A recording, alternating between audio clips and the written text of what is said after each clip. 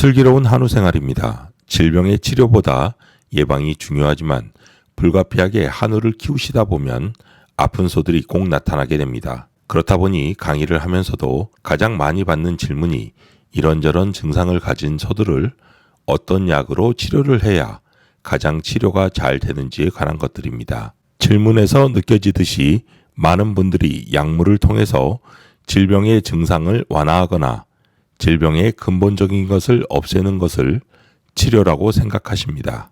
이는 한우라는 생물을 너무 기계적으로 바라보는 시각이며 이런 접근 방법으로는 효과적인 치료를 할 수 없다는 것을 먼저 알려드리겠습니다. 오늘의 내용은 질병을 어떤 관점으로 바라봐야 하고 또 어떻게 치료를 해야 효과적인지에 관한 전체적인 내용입니다. 영상을 시청하시기 전에 영상 하단에 있는 엄지손가락 모양의 좋아요 버튼을 눌러주세요. 여러분이 눌러주시는 좋아요를 통해서 더 많은 분들이 이 영상을 시청하실 수 있습니다. 먼저 질병을 여러분은 마치 신호등의 신호가 파란불에서 빨간불로 바뀌듯이 건강한 상태에서 아픈 상태로 갑자기 바뀌는 것으로 생각하고 있지는 않습니까? 그런데 질병은 갑자기 아픈 것이 아니라 건강하고 잘 자라는 소가 점점 생산성이 떨어져서 마지막에 이른 단계라고 생각하셔야 합니다. 즉, 빨강과 파랑으로 나뉘는 것이 아니라 점점 색이 변해가는 그라데이션 구간이 존재한다는 것입니다. 그런데 어차피 아픈 게 질병인데 그게 뭐가 중요하냐는 생각도 드실 겁니다. 그런데 건강함과 아픈 것이 딱 무 자르듯이 갈린다고 생각하기 때문에 이것을 뒤바꾸는 신박한 약만 찾으면 치료가 된다는 생각이 자리 잡게 되는 것입니다. 반면 질병의 상태에서 이를 건강한 상태로 이동시키는 방법을 고민하는 것은 몸을 정상화시키는데 무엇이 제일 중요한가를 찾고 이때 필요하다면 보조적으로 약품을 쓰는 것이므로 근본적으로 둘의 접근 방식은 다릅니다. 그리고 여기서 여러분의 농장이 질병이 끊이지 않는 농장이 되느냐 아니면 질병이 거의 없거나 회복이 빠르게 되는 그런 농장이 되는가가 갈리게 되는 것입니다. 그럼 아픈 송아지에게 며칠이고 주사약을 찌르지 않고 치료가 되는 원리는 무엇일지 이제 같이 함께 살펴보겠습니다. 여기 고장난 차와 아픈 송아지가 있습니다. 이들의 근본적인 차이는 무엇일까요? 고장난 차는 내가 부품을 바꾸어 주거나 잘못된 곳을 고치지 않으면 아무리 시간이 지나도 고장난 상태 그대로 존재합니다. 반면 아픈 송아지는 시간이 지나면서 스스로 회복을 하기도 하고 때론 더 상태가 나빠지기도 합니다. 먼저 스스로 회복하는 경우에 대해서 말씀드리겠습니다. 살아있는 생물은 몸을 원래의 상태로 복원하려는 성질을 가지고 있습니다. 이를 설명하는 가장 기본이 되는 개념이 항상성이라는 것입니다. 항상성이란 쉽게 말해서 외부의 변화나 자극에 반응해서 항상 일정하게 몸을 유지하려는 습성을 말합니다. 몸은 항상 일정한 체온을 유지하려고 합니다. 그래서 순간적으로 몸의 체온이 떨어지면 이를 보상해서 정상 체온으로 올리려고 합니다. 그래서 추운 날 얇은 옷을 입고 갑자기 밖으로 나가면 온몸이 벌벌 떨리는 것은 몸의 근육을 움직여서 열을 내려고 하는 일종의 항상성이 만들어낸 반응입니다. 마찬가지로 송아지의 경우도 온도가 낮은 우유를 먹이거나 찬물에 전해질을 타서 갑자기 먹여주면 몸을 떠는 것을 볼 수 있습니다. 이는 갑자기 들어온 낮은 온도의 액체로 인해서 송아지가 심부 온도가 낮아져서 일어나는 일종의 반응입니다.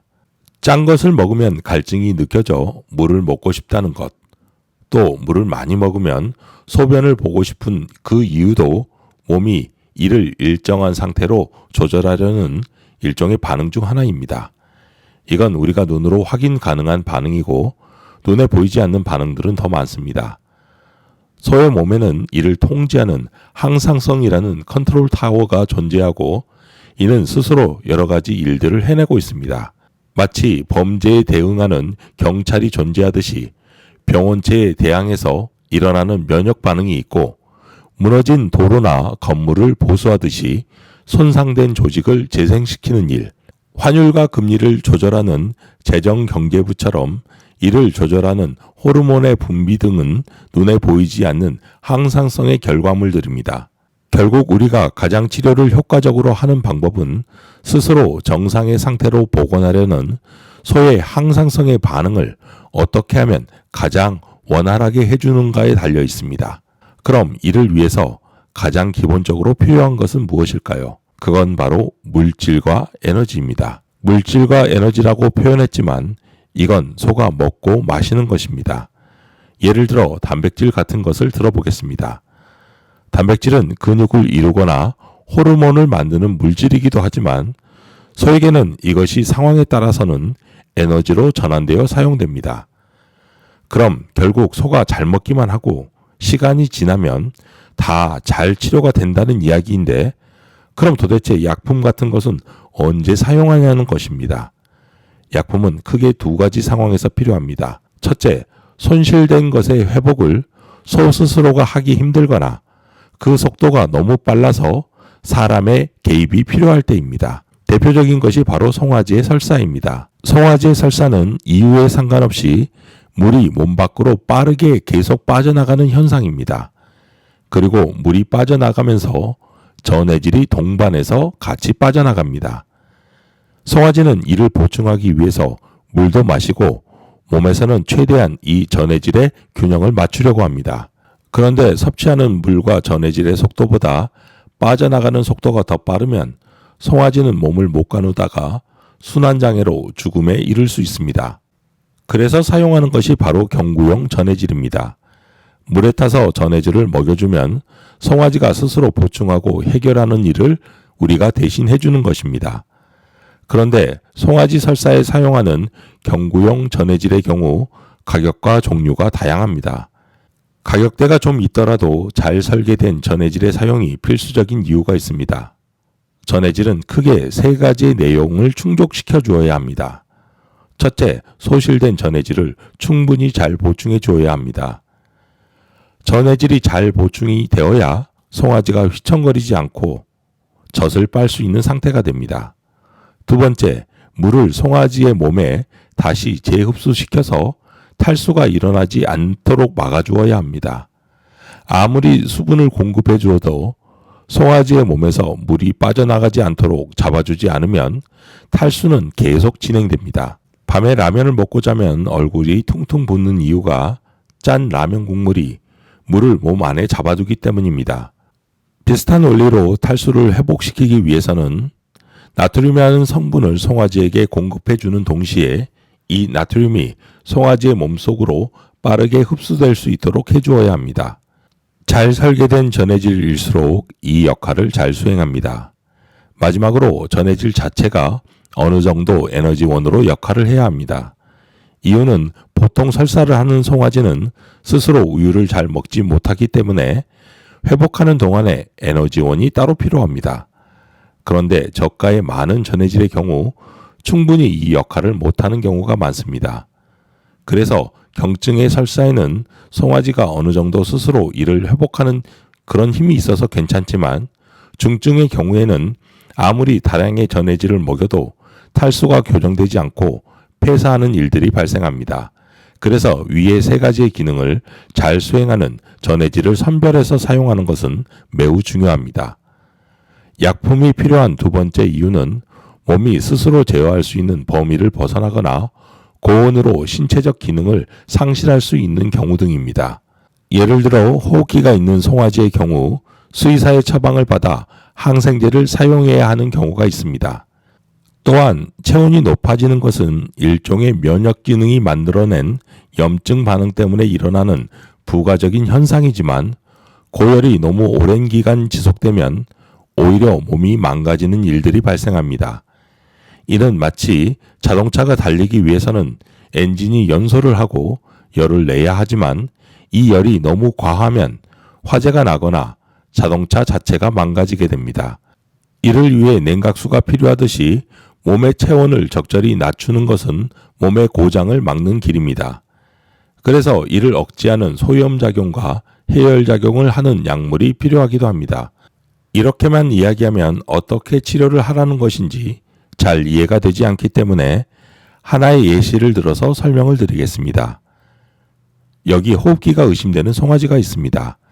기침을 하거나 콧물이 보이고 때론 호흡이 가쁜 그런 증상을 보입니다. 혹시 여러분은 이런 송아지를 보면 어떻게 하시나요? 일단 가지고 있는 약의 라벨만 보고 주사를 하고 증상이 개선되지 않으면 이것이 치료가 될 때까지 약을 바꾸어 가면서 계속 주사만 찌르고 있지는 않으신지요? 이렇게 해서는 치료도 잘 되지 않고 과도한 약물은 송아지의 몸을 망가뜨리기도 합니다. 그럼 어떤 식으로 접근해야 할지 알려드리겠습니다. 가장 먼저 해야 하는 것이 바로 체온의 측정입니다. 체온을 측정해야 하는 이유는 송아지의 상태를 확인할 수 있고 치료의 방향성을 결정하는 기준이 되기 때문입니다. 먼저 앞에서 말씀드린 항상성이라는 기준에서 체온이 정상이라는 것은 송아지가 스스로의 몸을 유지하고 있다는 것을 의미합니다. 그래서 이 경우 사료 섭취와 보온의 상태만 잘 유지하는 것만으로도 회복이 대부분 되는 것이 현실입니다. 섭취하는 사료는 앞에서 말하는 물질과 에너지를 공급해주고 보온이라는 것은 손실되는 에너지를 막아주는 역할을 합니다. 송아지는 질병을 이겨내기 위해서 몸의 여러 기능을 돌려야 하는데 이때 필요한 것이 바로 에너지입니다. 그러니 송아지 스스로 질병을 이겨내는 상태로 그렇게 판단하신다면 크게 약을 쓰지 않고 질병을 치료할 수 있는 것입니다. 반대로 에너지가 부족하면 어떤 일들이 일어날까요? 송아지는 기본적으로 자신이 몸을 유지하기 위해서 에너지가 필요하기 때문에 질병을 위해 사용할 그런 에너지는 부족하게 됩니다. 그러므로 질병을 스스로 이겨낼 수 있는 신체적 기능을 가지고 있더라도 부족한 에너지 상태에서는 이것들이 작동하지 않고 그래서 치료는 더뎌지게 되는 것입니다. 이제 체온이 높을 경우에 대해서 살펴보겠습니다. 먼저 체온이 높은 송아지는 잘 먹지 않습니다. 그래서 빨리 체온을 떨어뜨리고 사료 섭취량이 정상으로 돌아오는지 확인하는 것이 바로 먼저입니다. 그리고 사료 섭취량이 빨리 돌아오지 않는다면 손실되는 에너지라도 줄여야 합니다. 항상 강조드린 것처럼 바닥의 두툼한 지푸라기의 두께와 호흡기의 발생 및 치료는 매우 밀접한 관련이 있습니다. 그래서 호흡기가 걸린 개체가 이유한 송아지라면 따로 분리해서 바닥에 두툼한 지푸라기를 깔아주고 체온을 계속 체크하면서 사료와 물을 섭취하는지 확인하셔야 합니다. 따로 분리가 어려운 상황이라면 아픈 개체가 있는 칸에 전체적으로 지푸라기를 잔뜩 깔아주고 수시로 아픈 송아지의 사료 섭취량을 확인해야 합니다. 항생제의 사용의 여부와 종류는 수의사의 진단에 의해서 적절한 약품을 사용하시되 호흡기 증상은 있는데 또 체온이 높은 상태라면 항생제의 치료가 반드시 필요하다고 생각하셔도 무방합니다. 호흡기가 있는 소가 사료를 먹는 경우에는 염증을 완화하는 첨가제를 사용하는 것은 회복을 더 빠르게 합니다.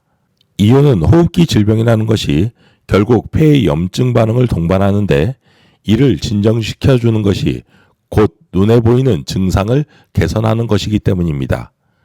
기억하실지 모르겠지만 번식장애의 회복을 시키는 원리도 이런 염증 반응을 줄여주는 것입니다.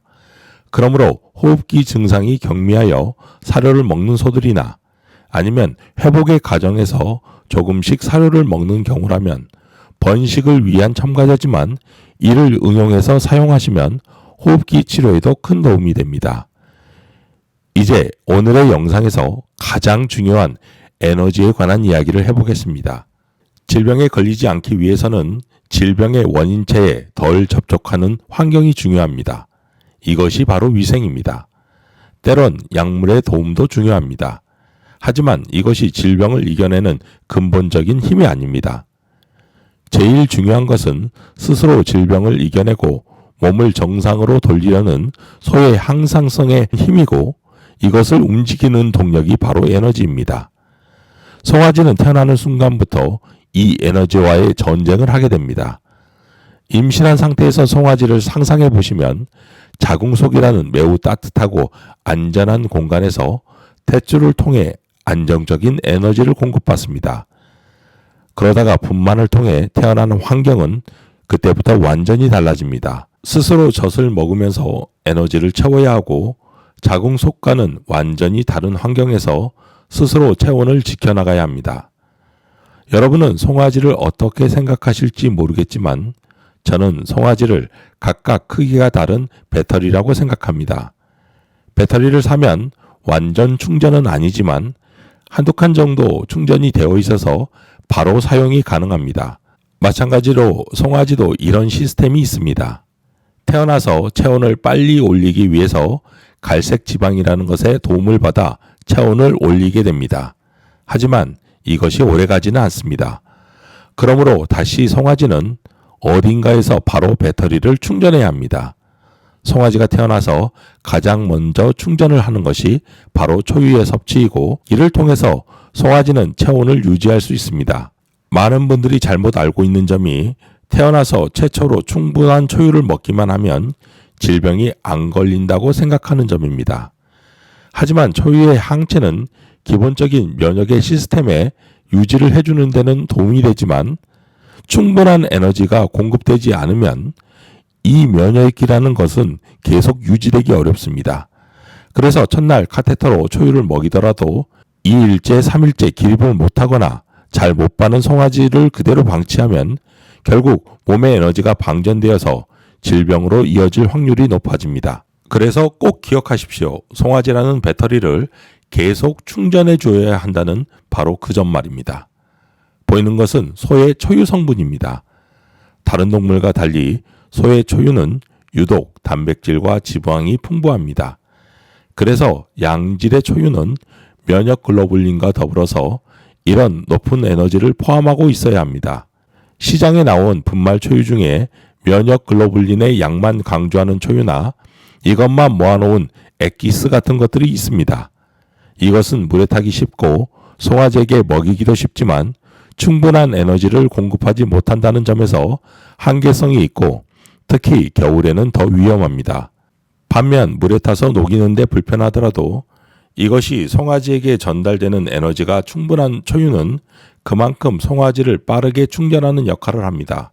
그러므로 너무 편의성만 따지지 말고 무엇이 송아지에게 좋은 선택인지 고민하셔야 합니다. 겨울철 극단적으로 추워지면 송아지가 필요한 에너지는 평상시보다 대략 60% 이상 더 필요할 수도 있습니다. 겨울철 송아지의 질병이 특히 많아지는 이유가 송아지는 더 많은 에너지가 필요한데 우리가 해주는 것은 봄, 가을에 송아지를 키우는 방식에서 크게 벗어나지 않기 때문입니다. 먼저 자연 포유를 하는 입장이라면 우유의 양을 늘려주는 것도 중요하지만 우유의 지방 함량을 늘려주는 사양 관리가 필요합니다.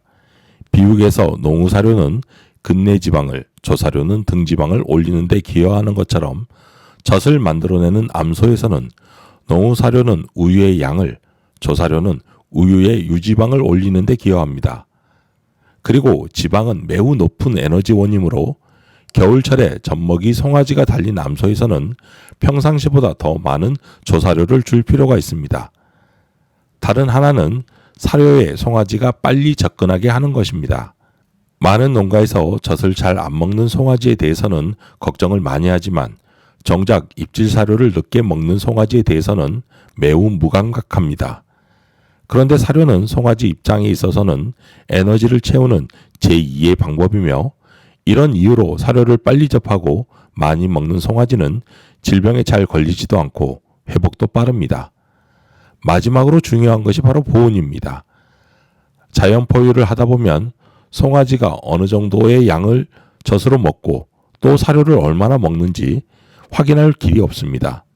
즉 섭취하는 에너지의 양이 불확실하다면 손실되는 에너지라도 확실히 줄이는 것이 중요하고 이것의 핵심이 바로 보온입니다. 보온에서 가장 중요한 것은 바닥으로 체온을 뺏기지 않는 것으로 두툼하게 지푸라기 베딩을 해주는 것입니다. 송아지가 태어난 지 한 달 이내에는 일단 질병이 많고 또 많은 때가 언제일까요? 바로 이유의 시기입니다. 그럼 왜 이유 시기에 질병이 많이 생기는지 설명드리겠습니다. 여기 회사를 다니면서 월급을 받는 사람이 있습니다. 이 사람은 부업을 같이 하면서 언젠가는 회사를 그만두고 부업을 주업으로 삼을 그런 계획을 가지고 있습니다. 그럼 이 사람은 언제 회사를 그만두어야 할까요?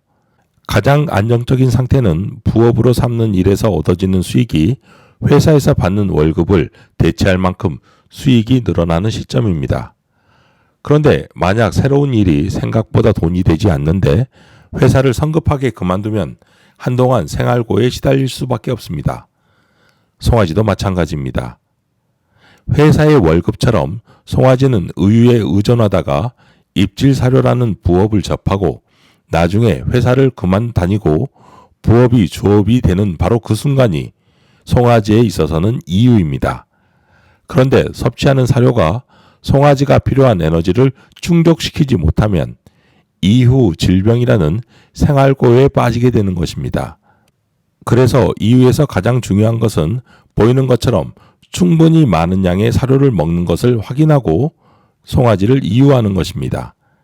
한눈에 봐도 송아지가 통통하고 건강한데 이런 농장에서는 호흡기가 거의 발생하지 않습니다. 이제 내용을 정리하면서 영상을 마무리하겠습니다.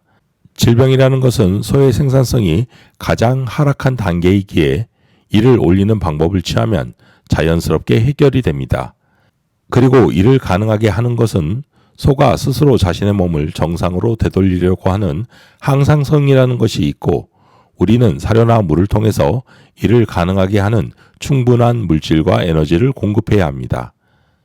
소가 정상인지 또 회복이 잘 되고 있는지 확인하는 가장 기본이 되는 방법이 바로 체온의 측정이고 소는 언제라도 자신이 필요한 에너지보다 공급이 부족하면 면역력을 정상 가동할 수 없어서 쉽게 질병에 취약해지게 됩니다. 그러므로 소의 배터리가 방전되지 않도록 충분한 에너지를 공급할 수 있도록 여러분은 최선을 다해야 합니다. 오늘 내용 중 궁금하신 것이 있다면 고정 댓글에 남겨진 연락처로 연락을 주시면 성심성의껏 답변을 드리겠습니다. 오늘도 긴 영상 시청해 주셔서 감사합니다. 슬기로운 한우생활이었습니다.